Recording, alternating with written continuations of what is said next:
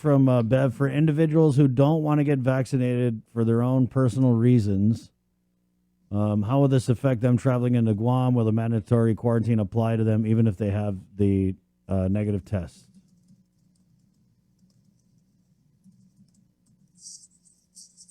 Repeat that again. Doc, I'll just text you because your internet's really bad today. Okay, right on. Oh wait, let's see. And you can that to the people, okay? Doc, oh wait. Be safe. Be safe too. Okay, bye. Right on. Okay. Thank you, Doc. You're welcome. Okay, bye.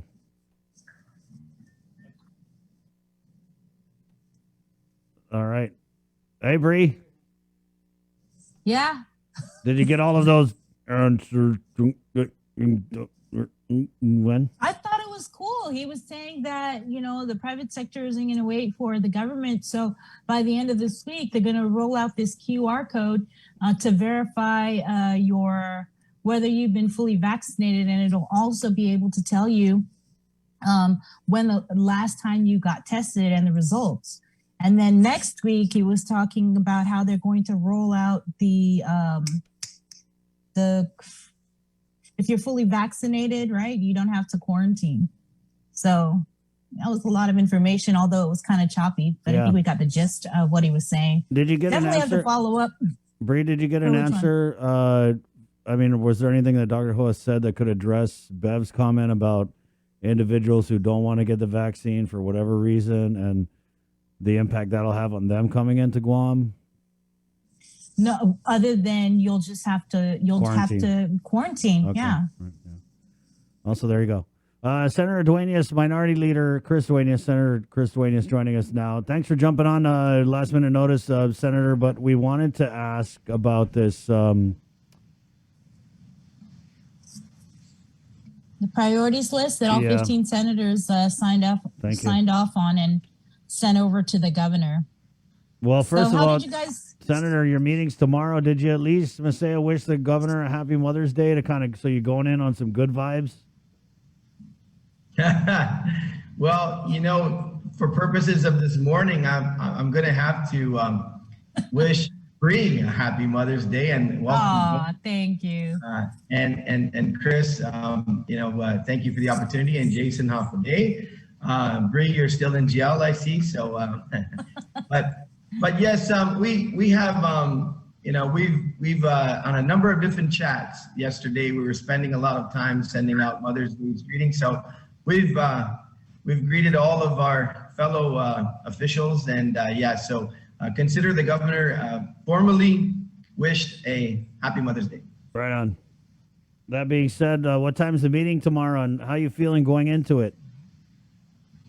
Don't got an exact time yet, but I feel good. I think this is a very unique situation whereby you have all 15 senators signing on to this. I like to call it a draft plan, but all 15 senators signing off in principle to a lot of these priorities. As you know, the speaker and I in the last couple of weeks have looked for some additional guidance from the governor, and we haven't received that. So we went ahead and went forward with our list. And one of the reasons why we were looking for the guidance, Chris and Bree, is that we didn't want to run into some of the priorities the governor might have, and we didn't want to get a back and forth and maybe pitting us against each other, because even in the legislature, to have accepted this draft unanimously, I think you very rarely see that out of the legislature. So, but we feel very good with the list. We feel that it definitely prioritizes things like the RISE Act, direct assistance to our people, a lot of money in there for training opportunities, subsidizing some more things for GCC, Department of Labor. You've got a lot of infrastructure programs from long-standing issues with $25 million for Chamorro Land Trust properties to try to get surveys done, to try to get some infrastructure put in. $224 million for the hospital, which we think is, first of all, $24 million for the existing structure and $200 million for the new hospital. And so we really think a lot of IT, technology measures in here. We're hoping that with the kind of money we put forward on IT, that we get this one government of Guam approach once and for all to kind of bring all of these systems together and not having all these bifurcated systems that maybe don't talk to each other, particularly with land management and rev and tax. You know, Chris and Bree, that's where a lot of escape revenue has been, and a lot of reconciliation when it comes to land transactions being recorded and just, you know, property values and the like. Just not having that connectivity between land management and rev and tax really has caused us, you know, to have a lag in terms of realizing revenue through real estate sales and stuff like that. And just also general issues with regard to property owners and tax obligations and the like. So we think we've hit some really high points with regard to this plan, and we look forward to seeing what the governor has to say about it. I see Jesse Alec on board as well. There was some additional resources for the mayor's council also. And so we hope that everyone will, at least in general, understand the direction that we're going so far. Senator, were you guys in contact with these different agencies getting this priority list? Because I'm wondering if there's going to be a duplication, because they've also been hitting up the governor on the back door. Mm-hmm. So that's a great question, Chris. You know, a lot of these projects were brought about as the result of Office of Finance and Budget. And this was really a good job with the speaker, myself, and others working with the legislature, saying, what have been the long-standing issues with government entities that provide services to our people that don't involve staff salaries increases or additional money for staff, so that they can handle that in their general fund budget? What have been the long-standing issues with regards to IT stuff, with regard to infrastructure? I think there's money for at least the plan or a building for DYA, DOC. There's a lot of key infrastructure programs in here. And so it was based upon, you know, Office of Finance and Budget, which of course every year goes out and prepares the budget for our government, including the mayor's council consideration and the like, saying what are the long-standing issues. And so a lot of these ideas and thoughts were generated from perennial issues, particularly around infrastructure, that have been neglected for years, that have been requests from government agencies. But we wanted to make sure they were in the line with what services are given to the people, like land management. If land management's IT is once again upgraded and gone through and connects to rev and tax seamlessly, as well as all the recordation of properties, title companies can produce things much faster. Land management, cadastral maps, and everything else can be upgraded, and we can get real-time ideas of what our properties are looking like. You know, just a lot of these things that businesses and our people in general rely on the government to do that have been lagging for so long. So Chris, that's where the list was primarily generated from, was these agencies and their requests over the decades. Right on. Mayor Alec, did you want to jump in? And because I know you guys have also been communicating with Adelup about what you want out of this ARP, right? Yes, for sure. Thank you, Senator, and thanks to all the senators for supporting our need for a cleanup. And so I do know that all of that money, actually, the $7 million is actually towards cleaning Guam up. And so we do know about our littering issues. And we do receive money from the Recycling Revolving Fund, but we're hoping that this is definitely supplemental to that, so that we could do one clean sweep of the island and have the necessary resources to maintain that. And that's including heavy equipment, perhaps an operator, and maintenance and service, because that's one of our bigger issues. Is even if you give us a backhoe and big tractor mowers, we need to make sure that it's maintained and serviced. And we're hoping that with this $7 million, and we're just hoping that it will actually end up in our hands. And we have had that discussion with not only the legislature, but also with the governor. So we're hoping that both angles will meet, and we'll certainly see that to fruition. Mayor Alec, was that $7 million the amount that you had requested in your wish list to the governor, or is it No, lower? the 7 million is actually thank you to the legislature for understanding our need to increasing it to 7 million. And so we were really looking at around 3 million, and then we tried to work it within 5 million. And then the legislature saw that, this is really what our needs are. These are really what our needs are, and these are how we can tackle the larger areas and the bigger litter areas. And so the 7 million is a comfortable budget for us for cleanup, and that's really only for cleanup. And so we're hoping that that'll address not only recycling but also address all the other trash issues. Mm-hmm. Yeah, if I can, yeah. Go ahead, Bree. The spending list, this is based on 664, right? Anticipated ARP money. That's but correct. We've kind of heard anywhere between 620 to 664. How flexible is this list? Well, and that's the thing. We did, we thought we built some decent flexibility, and I think the grand total, if I'm right on all of these projects coming from the legislature, is somewhere around 500 and maybe 524 to 530. So we actually have a leeway still of 107 million, and we wanted to make sure that kind of flexibility was built in as well. Of course, it depends on how strong the governor is going to continue to her commitment on the 300 million for GMH. And so a lot of that, I think that's really going to be where we're at in terms of what the flexibility ends up being. But as Mayor Alec was mentioning, exactly when we saw, their needs and we saw what they wanted to do, because it looks to me, and Mayor Alec can expand upon this, it looks to me like the mayors want to do a once and for all. You guys have done such a great job on pointing out the perennial issues with regard to littering, dumping, all these things.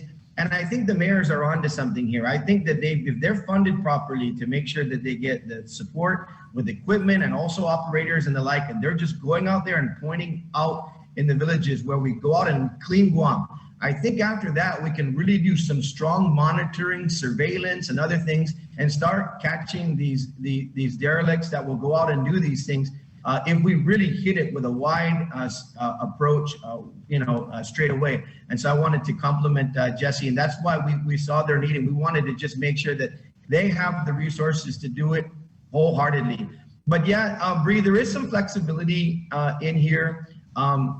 The numbers are, like I said, once again, based on the requests from agencies before. Some of those requests maybe are going to be updated, that they've done a certain amount of IT work or some of this other stuff. And so it could ebb and flow, but we've also built in some flexibility there, not knowing what the governor's priorities were. I see the. Go ahead, Ray. Oh no, the 35 million for small businesses, is that really going to be enough? Well, we figured that Gita had already requested that 37. So what we're really trying to figure out is what exactly do we need to do, and what is the need? We want to benchmark on what has been the successes of Gita so far. We want to benchmark on applications that have been approved. As you know, there's separate funding also that's coming out, that's been talked about, or maybe on the way, for restaurants alone and the hotel business. And so we want to make sure that we set these amounts to where we can benchmark going forward. But we thought that it was a good amount to start from. What we really believe, and Jesse, I don't expect you to comment on this one. What we really believe is the fastest way, particularly from the Republican caucus side, to get our economy going is to reduce the BPT with all this cash infusion and the ability for what we're going to realize in the ARP and going forward. We really believe that what businesses really need is their own capital, as well as they're trying to struggle through these times to be able to live with a better tax bracket for themselves going forward. So we can give cash infusions to businesses, we can subsidize businesses, we can help through their losses. But really, the true recovery is making sure that they can manage their month-to-month operations. And so the 4% BTT is something that we're really looking at. Can you talk a little bit more about the Department of Labor funding? Because what are we, 19% unemployment rate? Right. And so the money that's set aside for DOL, how is that going to help rebuild our workforce and get people back to work? As you know, Bree, the federal funds have really always been the source. And of course, these are federal funds, but they're under a standalone grant that's been given to supplement. What we realize is this ARP is multi-year going out. And so if we set aside that amount for labor, things are going to change. We've been talking about this, expanding our economy, diversifying. There may be additional skills that are going to come online in the coming years, in the year to the next, 2 years, in areas of technology, in areas of, there's talk about transshipment now and setting up different industry and what. So we're looking at not only the current needs and what the current labor is asking for, and what GCC and UOG and things like Trades Academy, they have identified jobs that are called, in the labor force, they call it demand driven. So we know what our demand driven careers are in the service industry and some of the technical industries. So we want to make sure that anybody who needs to skill up or get a new skill, that it's not just the labor funding, there's additional so that as the need becomes available. We also that diversification might come online faster than anticipated, and we want to make sure that those that don't have the means to get the skills that they need for these new industries, that they're able to skill up quickly and be subsidized. I did want to ask, because there's like 20 million, at least the last I checked, or we've heard, in money that is owed for like the quarantine and the isolation facilities. Do you know, is that being paid through a federal funds and then reimbursed by FEMA? I can't remember how that all works, because I noticed that nothing in your list, and we haven't heard anything from Adelup on how we're going to pay for all that, and is it coming from these federal monies that we're getting? Right, and so that's one of the top questions we're going to ask the governor when we start the meeting, is going to be, what are the current obligations in the government of Guam? What are the current resources available under the prior plan, prior to the rescue plan? And also what resources are covered by FEMA under the quarantine, to make sure that when we're talking about this 664, and once again, Bree, this 664 is a solid number from the governor. That was in her letter to us twice. And so we're taking that as the number, the confirmed number. So we're taking the 664 and using that basis as being the new money, which they say has not arrived yet, and they haven't received the eligible programs list yet. But our first question is going to be, are there any outstanding obligations that the government of Guam is going to confront with the current revenue streams that you have, and also the FEMA obligations, and also updating to make sure that those reimbursements have been approved. And so those are really our top three questions going in to start off with the governor. Well, Senator Duenas, I want to thank you for jumping on. We're getting Speaker Terlahi after the news at 8, so we'll get her take on it, as I know this was a truly a real bipartisan effort with all 15 senators signing on. I mean, you never see that when you guys all agree on something, so this is pretty big. Mayor Alec, can you hang out, though, because we got a bunch of tough questions for you. Hey, if I can, just before we go, I really have to do this, because the speaker, it really was her leadership, and both caucuses, we were so impressed with when we brought back, this list and this thought process. We were just really happy that the members from both sides said, you know what, that's a good draft. Let's go forward and make sure that we meet the governor's request. And my absolute hats off to the speaker. Her leadership has been very, very strong in this area, and I look forward to listening what she has to say. Hopefully I've covered some of it, but she's going to do a good job. And thanks a lot, Chris, Bree, and Mayor, go get him. Thank you. Thank you. Thanks, Senator. Thank you. Yep. Thanks. Welcome home. Thank you. All right, Mayor Alec, here we go. You can ask him about that thing, right, Bree? That thing.